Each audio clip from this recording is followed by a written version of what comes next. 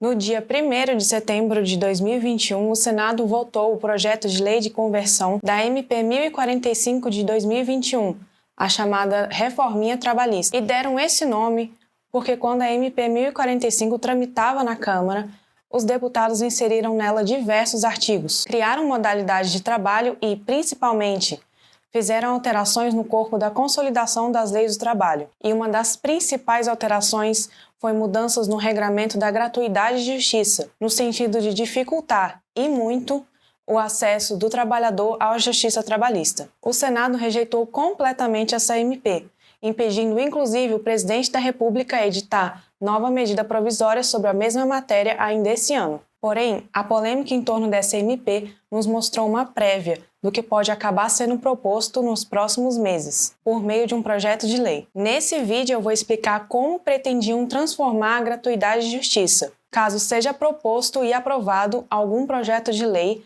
parecido com o que veio na MP 1045. Se você não me conhece, meu nome é Laura Vieira dos Santos, bacharel em Direito pela Universidade UniCeub de Brasília. No meu canal, eu falarei sobre os direitos trabalhistas dos empregados. Meu objetivo aqui é democratizar o direito do trabalho para tornar o trabalhador brasileiro mais consciente dos seus direitos. Se você é empregado e quer conhecer os seus direitos e não ficar à mercê do seu empregador, se inscreva no meu canal e ative o sininho que eu te explicarei tudo. Além disso, me siga no Instagram. Lá eu postarei conteúdos mais fáceis e rápidos de explicar. Deixarei o link na descrição do vídeo. Enfim, se você quer saber como futuras reforminhas trabalhistas podem afetar o seu acesso à justiça trabalhista, já curta o vídeo e vamos começar. A gratuidade de justiça é um instituto jurídico criado para efetivar e garantir ao cidadão os direitos fundamentais de amplo acesso à justiça e de dignidade da pessoa humana. A justiça gratuita tem fonte em nossa Constituição Federal e em tratados internacionais que o Brasil faz parte. Basicamente, a gratuidade permite ao cidadão ingressar com uma ação na Justiça do Trabalho sem precisar pagar nada. Para vocês terem uma noção real, na Justiça do Trabalho, as custas funcionam da seguinte forma. Se você não tiver gratuidade de justiça e perder na primeira instância, e quiser recorrer para a segunda instância com o fim de reformar a primeira decisão, você deverá pagar 2% do valor da causa. Mesma coisa acontece se você perder na segunda instância e quiser recorrer para o TST, tem que pagar 2% do valor da causa. Se, por exemplo, o valor da sua causa for de R$400 mil e você perder na primeira instância, para recorrer, deverá desembolsar o valor de R$8 mil. E se você desistir de recorrer, vai ter que pagar as custas mesmo assim, além dos honorários de sucumbência para o advogado do seu adversário, no valor de 5% a 15% do valor da causa. Mas, se você tiver ganhado a gratuidade de justiça, mas tiver perdido o processo, você ficará isento de pagar as custas. Mas, pasmem, a gratuidade de justiça não engloba os honorários de sucumbência. Então, teoricamente, se você perder o processo, você terá que pagar os honorários de sucumbência para o advogado do seu adversário, no valor de 5% a 15% do valor da causa. Mas calma, daqui a pouco eu vou te explicar que nem sempre você vai precisar pagar esses honorários de sucumbência se você perder a ação e for beneficiário da gratuidade de justiça. Bom, mas então como funciona a gratuidade de justiça? São 4 pontos que precisam ser analisados. Necessidade de requerimento, quem tem direito, necessidade de prova de pobreza e honorário de sucumbência. Antes da reforma de 2017, você podia pedir a gratuidade para o juiz por meio de requerimento ou o juiz por si só podia dar ela a você. Tinha direito à gratuidade quem recebesse salário igual ou inferior ao dobro do salário mínimo, ou quem apenas declarasse que não possuía condições de arcar com as custas do processo sem prejuízo da sua subsistência ou da sua família. Então, naquela época não era necessário qualquer tipo de prova da condição financeira do requerente. Além disso, não existia a possibilidade de ser condenado em honorários de sucumbência, porque antes da reforma, os advogados trabalhistas não tinham direito aos honorários de sucumbência. Já a partir da reforma de 2017, as regras mudaram um pouco. São essas regras que estão vigentes hoje em dia. Então, hoje, para você conseguir a gratuidade de justiça, você pode fazer um requerimento para o juiz ou, em um caso específico, o juiz pode conceder ela a você. Tem direito à gratuidade quem recebe salário igual ou inferior a 40% do RGPS, o que dá em 2021 o valor de R$ 2.573,43. É somente nesse caso que o juiz pode conceder a gratuidade de ofício, ou seja, sem pedido da parte. Também tem direito à gratuidade quem comprovar que não tem condições de arcar com as custas. Mas essa exigência de comprovação de prova é polêmica. Na verdade, o interessado não precisa comprovar a sua condição financeira. Isso porque, conforme a súmula 463 do TST, para o requerente ter direito à gratuidade, basta que ele apresente uma declaração, dizendo que ele não tem condições de arcar com as custas. E caso exista essa declaração, cabe ao adversário provar que, na verdade, o requerente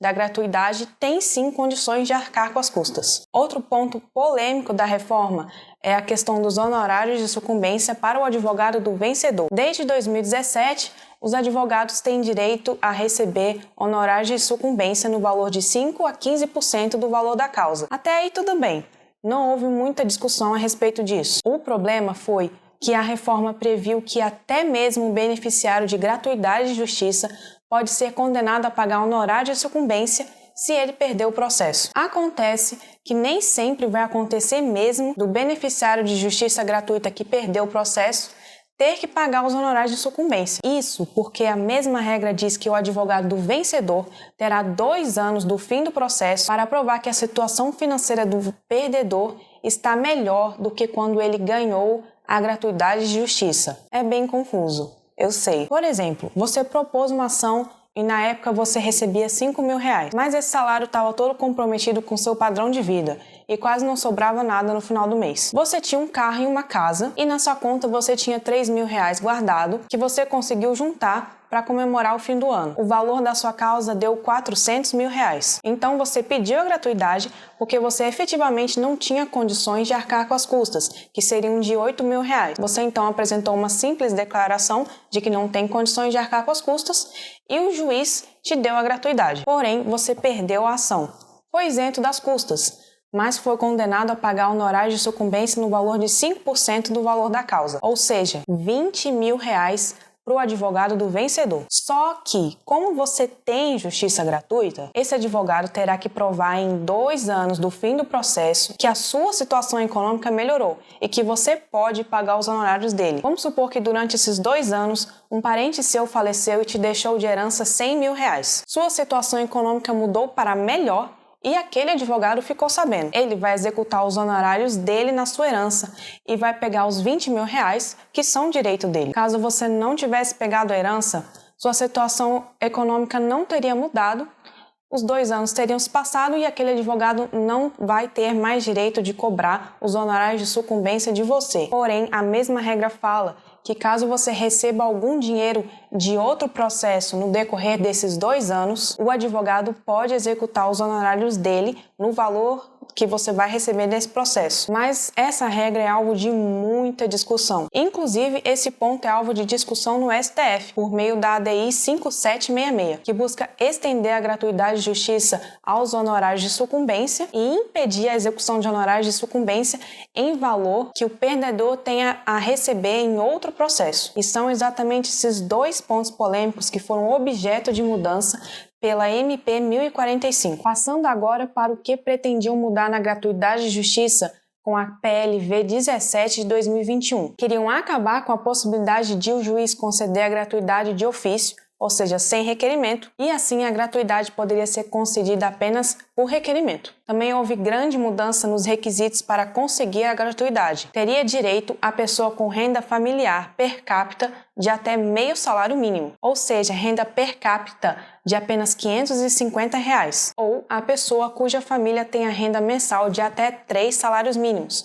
ou seja, de até R$3.300. Também teria direito a pessoa que recebesse salário igual ou inferior a 40% do limite máximo do RGPS, ou seja, R$ 2.573,43. Além disso, acabou com a simples declaração de pobreza, passando a exigir prova, que seria um comprovante de que você seria beneficiário de algum programa social do governo federal. A PLV 17 reforçava ainda que mesmo o beneficiário da gratuidade de justiça poderia sim ser condenado a pagar honorários de sucumbência e que esses honorários poderiam sim ser executados em valor que o perdedor haveria de ganhar em outro processo. A PLV 17, então, pretendia passar na frente do STF e já resolver essa questão, de forma a prejudicar o trabalhador. Felizmente, quanto às precarizações do direito do trabalho, a PLV 17 de 2021, ou MP 1045, não vingou no Senado, que a rejeitou completamente. Porém, o que essa PL nos mostrou é uma movimentação suspeita de que pretendem fazer essa reforminha trabalhista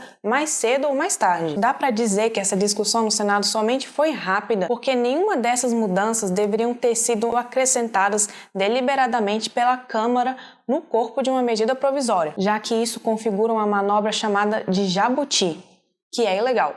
Por esse motivo, o próprio relator, o senador Confúcio Moura, disse que modificações como as que se propõem podem e devem ser discutidas e decididas em outras circunstâncias ordinárias, tendo em vista o amplo debate que elas requerem. Ou seja, isso mostra que o perigo ainda não acabou, já que mais cedo ou mais tarde podem propor um projeto de lei objetivando as mesmas mudanças que vinham trazendo na PLV 17. Por esse motivo, não devemos nos esquecer dela e achar que o problema foi resolvido. É importante mantermos em mente que novas tentativas virão. Fiquemos atentos e críticos para impedirmos a precarização do acesso à justiça. Bom, espero que o vídeo tenha te ajudado a entender o que está em jogo. Se você tiver alguma dúvida, crítica, elogio, deixe nos comentários que eu respondo. Por fim, curta, compartilhe com seus colegas de trabalho que precisam saber de tudo que eu disse aqui hoje. Se inscreva no canal, aperte o sininho e me siga no Instagram. Obrigada por terem assistido e até a próxima!